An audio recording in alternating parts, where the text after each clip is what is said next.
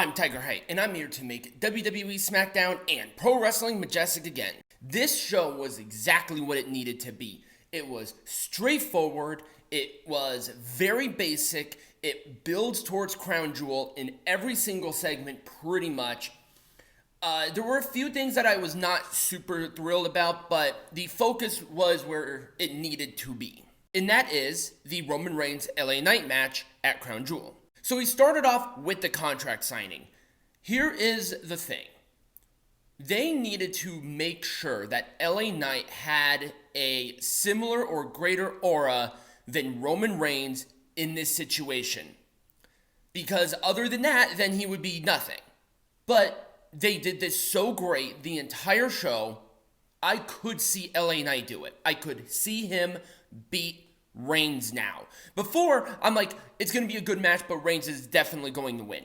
They actually probably changed my mind here. I would be elated if LA Knight won.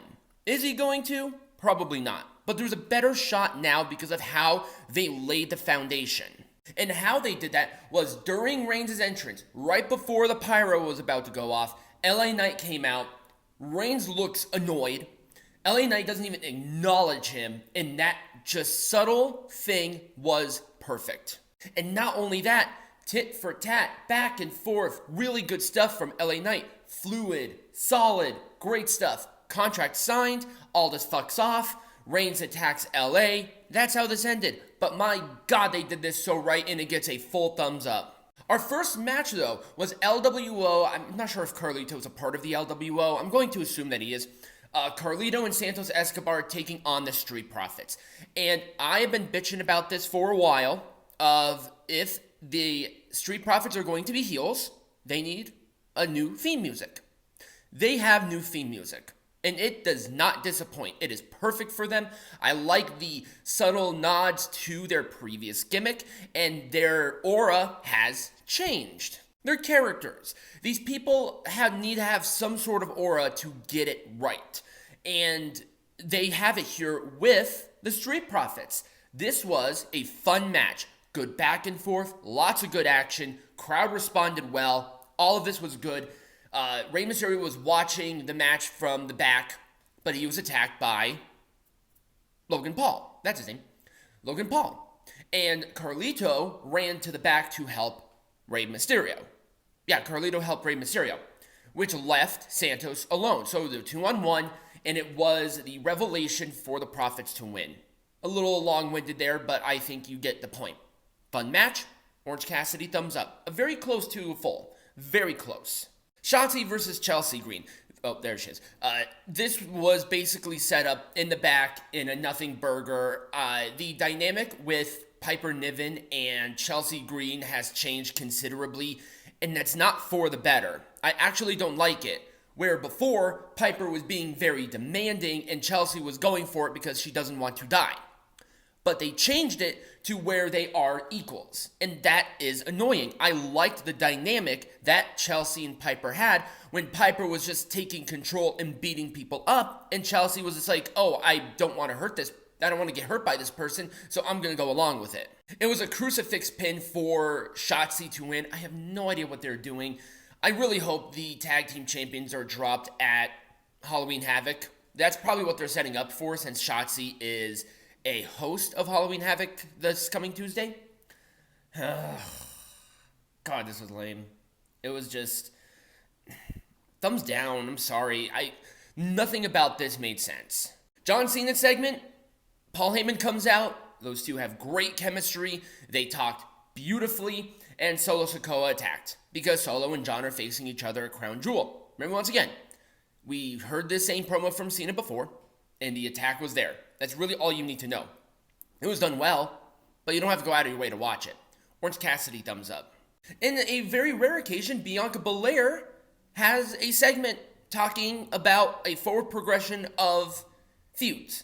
I mean, Bianca Belair has talked before, but this felt different. This felt very... I like it. I really like this. I really liked the change of pacing and fanaticism and timing on this. So Bianca Belair essentially says she will be taking on Bayley next week, And then the title match will happen against Io Sky at some point in time. I was not paying that much attention to it at the very end there, but I thought it was done quite well, and I'm going to give it an Orange Cassidy thumbs up. And for some reason, they did not have a picture for this, which I felt incredibly disrespectful. It was incredibly disrespectful. There we go. Let's use words. Dragon Lee and Cedric Alexander had a match. I liked this match.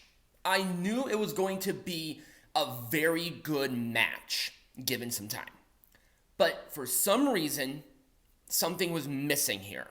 I'm not sure what it was. The crowd responded well to it. It's still putting Dragon Lee on a pedestal. I think maybe it was lack of Cameron Grimes. Maybe it was because the tag team match, I guess, meant nothing last week or whatever. But it's good seeing Cedric. And I like that Cedric basically said, I am hard reset here on SmackDown, perfect for him. And it was a destino for Dragon Lee to win. I was expecting more. I think time was the factor here. I don't think they were given enough time for it to work in this match. But I still liked it. I'm going to give it an Orange Cassidy thumbs up. And in our main event, LA Knight taking on Jimmy Uso. Roman Reigns essentially said, Jimmy, you take care of the LA Knight problem. They had a good main event. The crowd was super responsive to this. And I liked how Jimmy essentially shut up the crowd because they were starting to chant, Jay's better. And then he goes in there and has a match with LA Knight. Really good match. And it shut them up where they were like, this is awesome, ironically. It was BFT for the win. I just love how that move just comes out. It can be hit like that. It is so snap. It's so great. It's RKO. It's essentially RKO. But LA Knight won. This gets a full thumbs up. Reigns tried to spear LA, but LA Knight dodges him, hits him, BFT, super quick. Goddamn.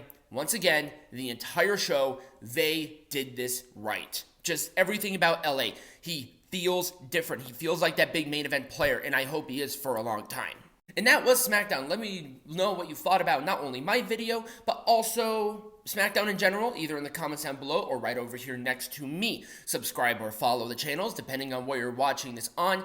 Get hats, become a patron, follow all of my social medias, and all of that will be in the Linktree link in either the bio if you're watching on TikTok or in the description if you're watching this on YouTube. And as always, be majestic.